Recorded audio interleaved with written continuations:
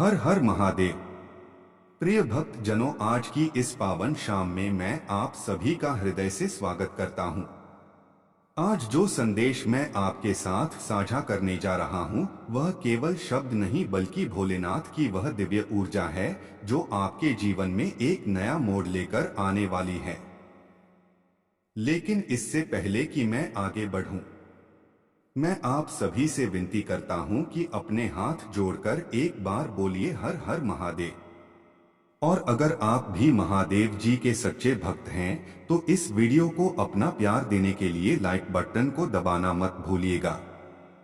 यह लाइक केवल एक बटन नहीं बल्कि आपकी भक्ति का प्रतीक है। और जब आप इस चैनल को सब्सक्राइब करते हैं तो आप उस परिवार का हिस्सा बन जाते हैं जो रोज महादेव जी के दिव्य संदेशों से अपने जीवन को रोशन करता है। आज की यह शाम कोई साधारण शाम नहीं है।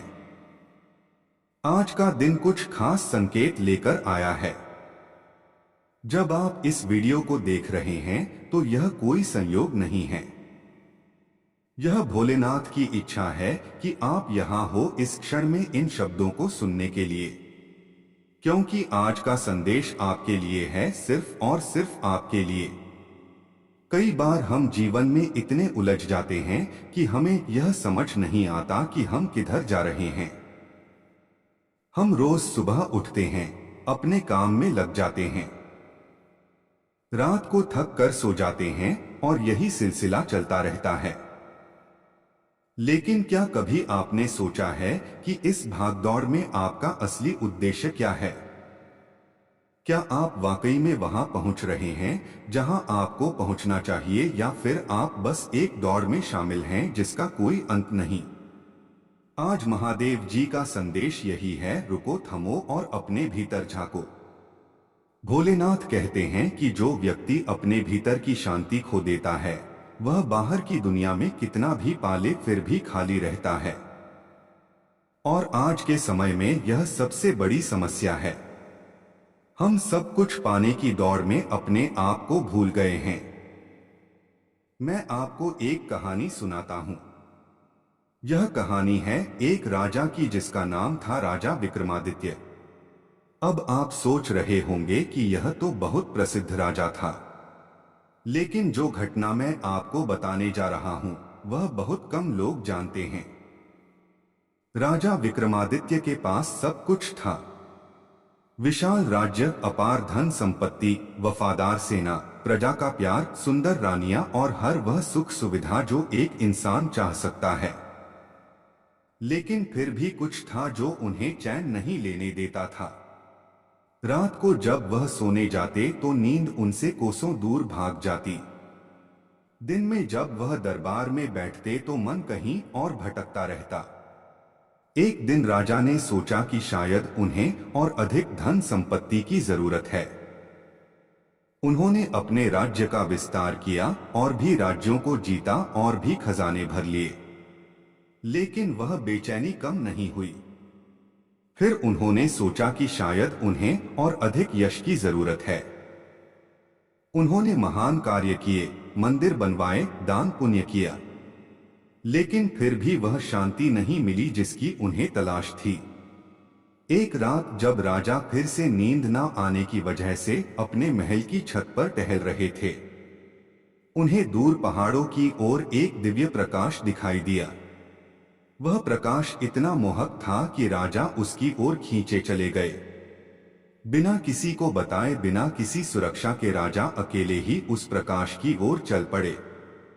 कई दिनों की यात्रा के बाद वह एक ऐसे स्थान पर पहुंचे जहां घना जंगल था और उस जंगल के बीचों बीच एक छोटी सी गुफा थी जिसमें से वह दिव्य प्रकाश निकल रहा था।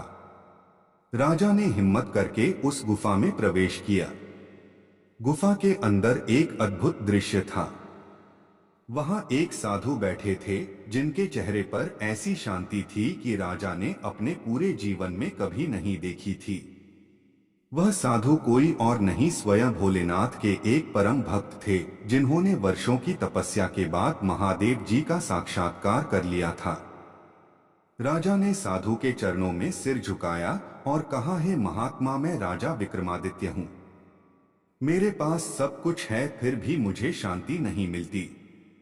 कृपया मुझे बताइए कि मैं इस बेचैनी से कैसे छुटकारा पाऊं। साधु ने धीरे से आंखें खोली और राजा की ओर देखा। उनकी आंखों में एक अलग ही चमक थी। वह मुस्कुराए और बोले, राजन, तुम्हारी समस्या यह नहीं है कि तुम्हारे पास क्या नहीं है। तुम्हारी समस्या यह है कि तुम यह भूल गए हो कि तुम कौन हो। राजा चौंक गए। उन्होंने कहा, लेकिन महात्मा, मैं जानता हूं कि मैं कौन हूं। मैं राजा विक्रमादित्य हूं, इस विशाल साम्राज्य का शासक। साधु ने सिर हिलाया और कहा, नहीं राजन, यह तो केवल तुम्हारी पहचान है, तुम्हारी भूमिका है। लेकिन तुम वास्तव में कौन हो यह तुमने कभी जानने की कोशिश ही नहीं की। तुम अपने आप को राजा समझते हो, लेकिन राजा होना तो बस एक परिस्थिति है। आज तुम राजा हो, कल कोई और होगा, लेकिन तुम्हारा असली स्वरूप क्या है यह तुम नहीं जानते। राजा को लगा कि साधु की बातें पहेलियों की तरह हैं। उन्होंने पूछा, तो महात्मा, मेरा असली स्वरूप क्या है। साधु ने कहा, तुम वही हो जो महादेव जी हैं। तुम वही ऊर्जा हो जो इस संपूर्ण ब्रह्मांड में व्याप्त है। तुम अनंत हो, तुम शाश्वत हो, तुम अमर हो। लेकिन तुमने अपने आप को इस शरीर तक सीमित कर लिया है, इस नाम तक, इस पद तक, और जब तुम अपने आप को सीमित करते हो तो तुम अधूरे हो जाते हो, और जो अधूरा है वह कभी संतुष्ट नहीं हो सकता। यह सुनकर राजा के मन में एक अजीब सी उथल पुथल मच गई। उन्होंने कहा, लेकिन महात्मा, मैं एक साधारण मनुष्य हूं, मैं कैसे महादेव जी की तरह हो सकता हूं। साधु मुस्कुराए और बोले, राजन, यही तो भ्रम है। तुम साधारण नहीं हो, कोई भी साधारण नहीं है। हर जीव में वही दिव्य चेतना है जो भोलेनाथ में है। फर्क सिर्फ इतना है कि भोलेनाथ इसे जानते हैं और तुम नहीं जानते। वह जागे हुए हैं और तुम सोए हुए हो। राजा ने पूछा, तो मैं कैसे जाग सकता हूं। साधु ने कहा, इसके लिए तुम्हें बाहर की दुनिया में कुछ नहीं करना है, तुम्हें बस अपने भीतर जाना है।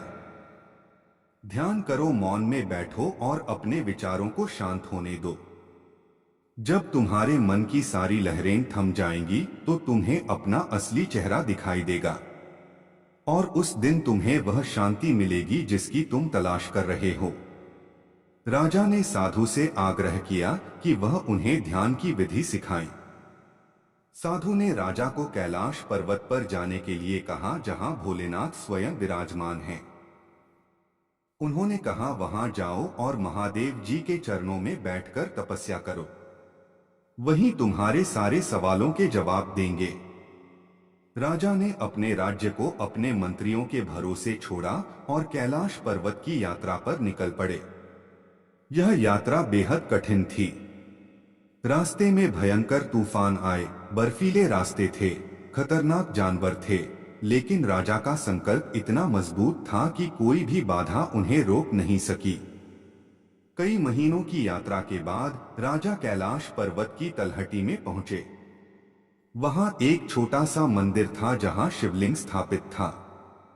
राजा ने उस शिवलिंग के सामने बैठकर तपस्या शुरू कर दी। वह दिन रात बैठे रहते, भोलेनाथ का नाम जपते और ध्यान में लीन रहते। महीने बीत गए, फिर साल बीत गए। राजा का शरीर कमजोर हो गया, लेकिन उनका मन और मजबूत हो गया। उन्होंने खाना पीना लगभग छोड़ दिया, बस पत्ते और फल खाकर गुजारा करते। उनकी आंखों में एक अलग ही चमक आ गई थी। एक दिन जब राजा गहरे ध्यान में थे, तभी अचानक उन्हें लगा कि चारों ओर एक दिव्य प्रकाश फैल गया है। उन्होंने आंखें खोली और देखा कि उनके सामने स्वयं भोलेनाथ खड़े हैं। त्रिशूल हाथ में डमरू बज रहा है, गले में नागों की माला और चेहरे पर करुणा की मुस्कान। राजा की आंखों में आंसू आ गए। वह भोलेनाथ के चरणों में गिर पड़े और रोते हुए बोले, हे महादेव, मैं आपका दर्शन पाकर धन्य हो गया। मेरा जीवन सफल हो गया। भोलेनाथ ने राजा के सिर पर हाथ रखा और कहा, उठो वत्स, तुमने बहुत कठिन तपस्या की है। मैं तुम्हारी भक्ति से प्रसन्न हूं। मांगो, क्या चाहिए तुम्हें? राजा ने कहा, हे प्रभु, मुझे कुछ नहीं चाहिए। मुझे बस यह जानना है कि मैं इस बेचैनी से कैसे छुटकारा पाऊं। मेरे पास सब कुछ है, फिर भी मुझे शांति नहीं मिलती। भोलेनाथ मुस्कुराए और बोले, राजन, तुम्हारी बेचैनी का कारण यह है कि तुम अपने आप को अपने कर्मों से अलग नहीं कर पा रहे हो। तुम राजा हो, लेकिन तुमने अपनी पहचान को राजा होने से जोड़ लिया है। तुम सोचते हो कि अगर तुम राजा नहीं रहे तो तुम कुछ भी नहीं हो। यही तुम्हारी गलती है। राजा ने पूछा, तो मैं इस गलती से कैसे बाहर आऊं? भोलेनाथ ने कहा, इसके लिए तुम्हें समझना होगा कि तुम कर्ता नहीं, साक्षी हो। तुम वह करने वाले नहीं हो, तुम वह देखने वाले हो।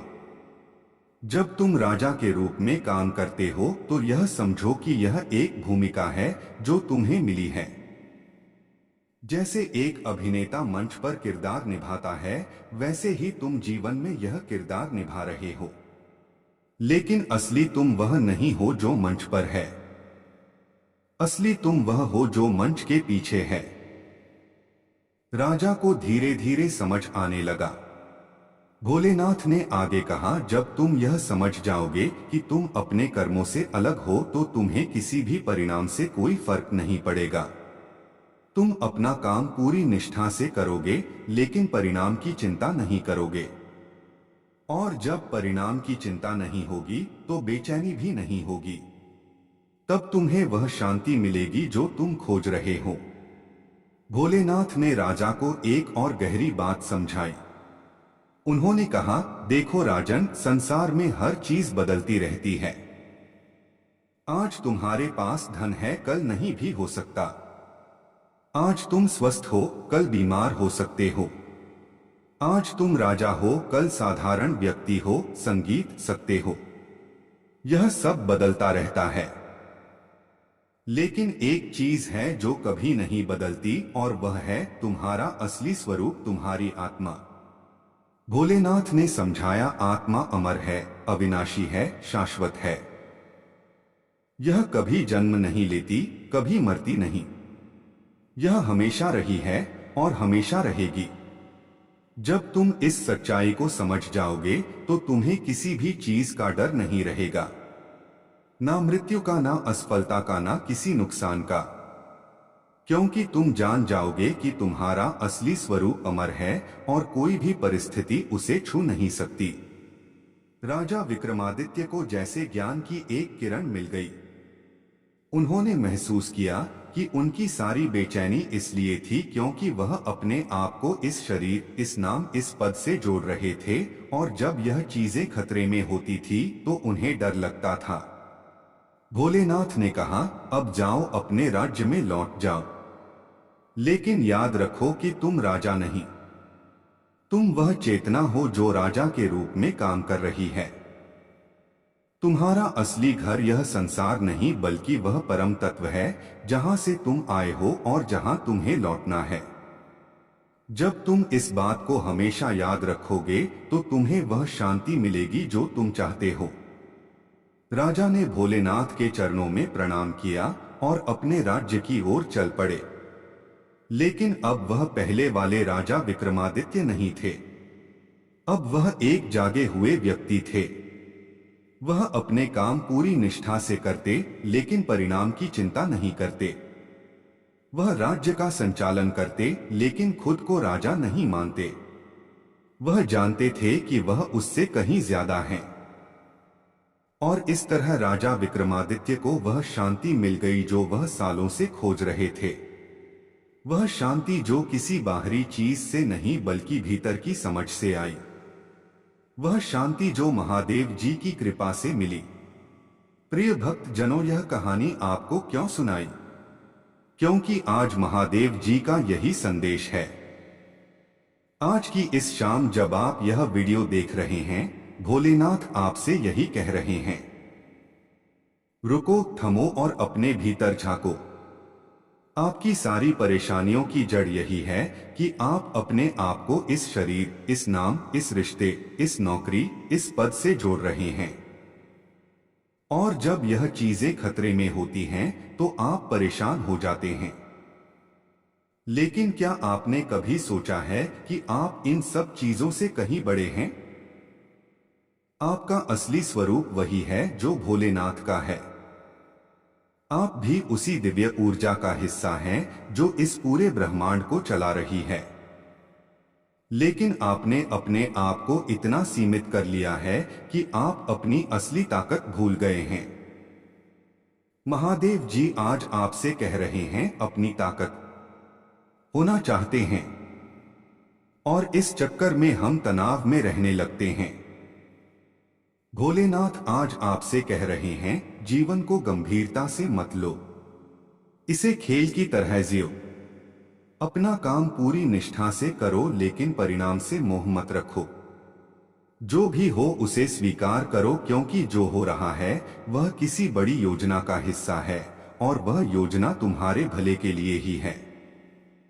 कई बार हमें लगता है कि जो हो रहा है वह गलत है, अन्याय है। लेकिन अगर हम थोड़ा पीछे हटकर देखें तो हमें समझ आएगा कि हर घटना का एक उद्देश्य है। हर चुनौती हमें कुछ सिखाने के लिए आती है। हर दुख हमें मजबूत बनाने के लिए आता है। मैं आपको एक और छोटी सी कहानी सुनाता हूं। एक बार एक व्यक्ति था जो बहुत परेशान था। उसकी नौकरी चली गई थी। उसका व्यापार डूब। लाइक बटन को दबाना मत भूलिएगा। यह लाइक केवल एक बटन नहीं बल्कि आपकी भक्ति का प्रतीक है। और जब आप इस चैनल को सब्सक्राइब करते हैं तो आप उस परिवार का हिस्सा बन जाते हैं जो रोज महादेव जी के दिव्य संदेशों से अपने जीवन को रोशन करता है। आज की यह शाम कोई साधारण शाम नहीं है। आज का दिन कुछ खास संकेत लेकर आया है। जब आप इस वीडियो को देख रहे हैं तो यह कोई संयोग नहीं है। यह भोलेनाथ की इच्छा है कि आप यहां हो इस क्षण में इन शब्दों को सुनने के लिए, क्योंकि आज का संदेश आपके लिए है, सिर्फ और सिर्फ आपके लिए। कई बार हम जीवन में इतने उलझ जाते हैं कि हमें यह समझ नहीं आता कि हम किधर जा रहे हैं। हम रोज सुबह उठते हैं, अपने काम में लग जाते हैं, रात को थक कर सो जाते हैं, और यही सिलसिला चलता रहता है। लेकिन क्या कभी आपने सोचा है कि इस भागदौड़ में आपका असली उद्देश्य क्या है? क्या आप वाकई में वहां पहुंच रहे हैं जहां आपको पहुंचना चाहिए, या फिर आप बस एक दौड़ में शामिल हैं जिसका कोई अंत नहीं? आज महादेव जी का संदेश यही है, रुको, थमो और अपने भीतर झांको। भोलेनाथ कहते हैं कि जो व्यक्ति अपने भीतर की शांति खो देता है वह बाहर की दुनिया में कितना भी पाले फिर भी खाली रहता है। और आज के समय में यह सबसे बड़ी समस्या है। हम सब कुछ पाने की दौड़ में अपने आप को भूल गए हैं। मैं आपको एक कहानी सुनाता हूं। यह कहानी है एक राजा की जिसका नाम था राजा विक्रमादित्य।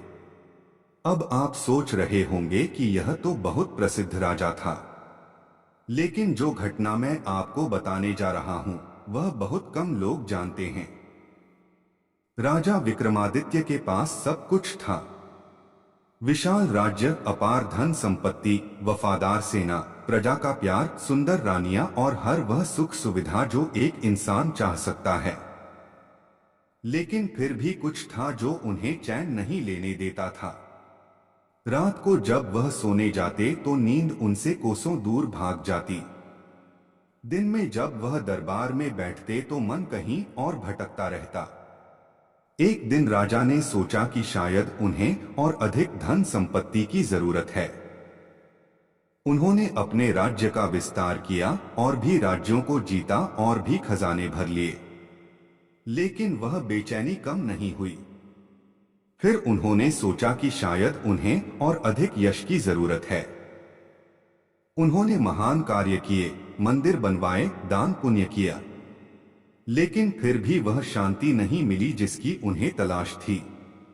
एक रात जब राजा फिर से नींद न आने की वजह से अपने महल की छत पर टहल रहे थे, उन्हें दूर पहाड़ों की ओर एक दिव्य प्रकाश दिखाई दिया। वह प्रकाश इतना मोहक था कि राजा उसकी ओर खींचे चले गए। बिना किसी को बताए, बिना किसी सुरक्षा के राजा अकेले ही उस प्रकाश की ओर चल पड़े। कई दिनों की यात्रा के बाद वह एक ऐसे स्थान पर पहुंचे जहां घना जंगल था और उस जंगल के बीचों बीच एक छोटी सी गुफा थी जिसमें से वह दिव्य प्रकाश निकल रहा था। राजा ने हिम्मत करके उस गुफा में प्रवेश किया। गुफा के अंदर एक अद्भुत दृश्य था। वहां एक साधु बैठे थे जिनके चेहरे पर ऐसी शांति थी कि राजा ने अपने पूरे जीवन में कभी नहीं देखी थी। वह साधु कोई और नहीं, स्वयं भोलेनाथ के एक परम भक्त थे जिन्होंने वर्षों की तपस्या के बाद महादेव जी का साक्षात्कार कर लिया था। राजा ने साधु के चरणों में सिर झुकाया और कहा, हे महात्मा, मैं राजा विक्रमादित्य हूँ। मेरे पास सब कुछ है, फिर भी मुझे शांति नहीं मिलती। कृपया मुझे बताइए कि मैं इस बेचैनी से कैसे छुटकारा पाऊं। साधु ने धीरे से आंखें खोली और राजा की ओर देखा। उनकी आंखों में एक अलग ही चमक थी। वह मुस्कुराए और बोले, राजन, तुम्हारी समस्या यह नहीं है कि तुम्हारे पास क्या नहीं है। तुम्हारी समस्या यह है कि तुम यह भूल गए हो कि तुम कौन हो। राजा चौंक गए। उन्होंने कहा, लेकिन महात्मा, मैं जानता हूं कि मैं कौन हूं। मैं राजा विक्रमादित्य हूं, इस विशाल साम्राज्य का शासक।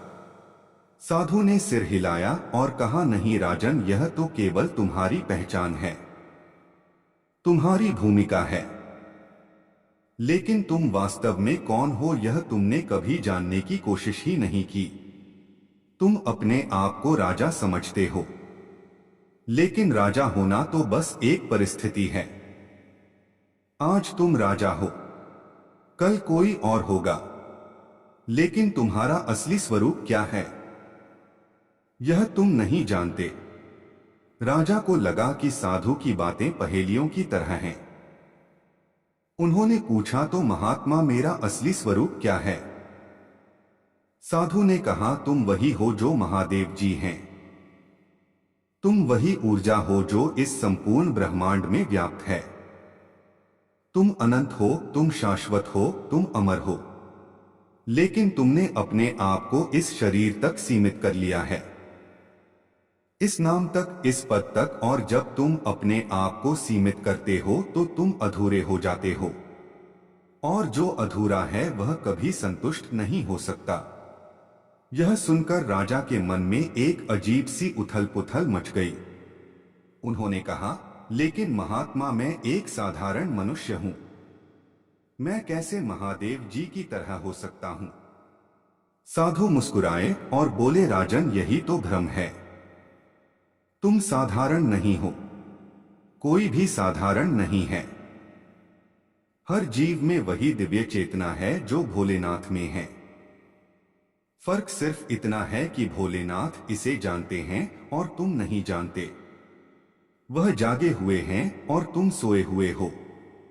राजा ने पूछा, तो मैं कैसे जाग सकता हूं। साधु ने कहा, इसके लिए तुम्हें बाहर की दुनिया में कुछ नहीं करना है, तुम्हें बस अपने भीतर जाना है। ध्यान करो, मौन में बैठो और अपने विचारों को शांत होने दो। जब तुम्हारे मन की सारी लहरें थम जाएंगी तो तुम्हें अपना असली चेहरा दिखाई देगा, और उस दिन तुम्हें वह शांति मिलेगी जिसकी तुम तलाश कर रहे हो।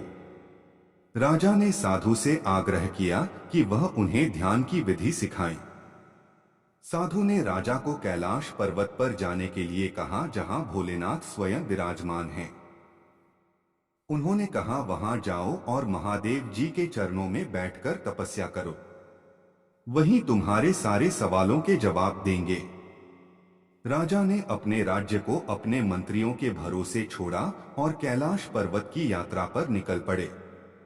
यह यात्रा बेहद कठिन थी।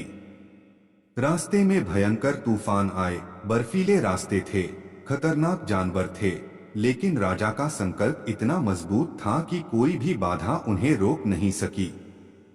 कई महीनों की यात्रा के बाद राजा कैलाश पर्वत की तलहटी में पहुंचे। वहां एक छोटा सा मंदिर था जहां शिवलिंग स्थापित था। राजा ने उस शिवलिंग के सामने बैठकर तपस्या शुरू कर दी। वह दिन रात बैठे रहते, भोलेनाथ का नाम जपते और ध्यान में लीन रहते। महीने बीत गए, फिर साल बीत गए। राजा का शरीर कमजोर हो गया, लेकिन उनका मन और मजबूत हो गया। उन्होंने खाना पीना लगभग छोड़ दिया, बस पत्ते और फल खाकर गुजारा करते। उनकी आंखों में एक अलग ही चमक आ गई थी। एक दिन जब राजा गहरे ध्यान में थे, तभी अचानक उन्हें लगा कि चारों ओर एक दिव्य प्रकाश फैल गया है। उन्होंने आंखें खोली और देखा कि उनके सामने स्वयं भोलेनाथ खड़े हैं। त्रिशूल हाथ में डमरू बज रहा है, गले में नागों की माला और चेहरे पर करुणा की मुस्कान। राजा की आंखों में आंसू आ गए।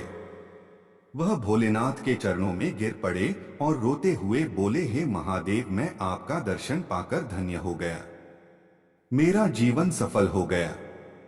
भोलेनाथ ने राजा के सिर पर हाथ रखा और कहा, उठो वत्स, तुमने बहुत कठिन तपस्या की है। मैं तुम्हारी भक्ति से प्रसन्न हूं। मांगो, क्या चाहिए तुम्हें? राजा ने कहा, हे प्रभु, मुझे कुछ नहीं चाहिए। मुझे बस यह जानना है कि मैं इस बेचैनी से कैसे छुटकारा पाऊं।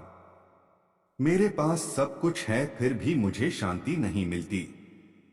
भोलेनाथ मुस्कुराए और बोले, राजन, तुम्हारी बेचैनी का कारण यह है कि तुम अपने आप को अपने कर्मों से अलग नहीं कर पा रहे हो।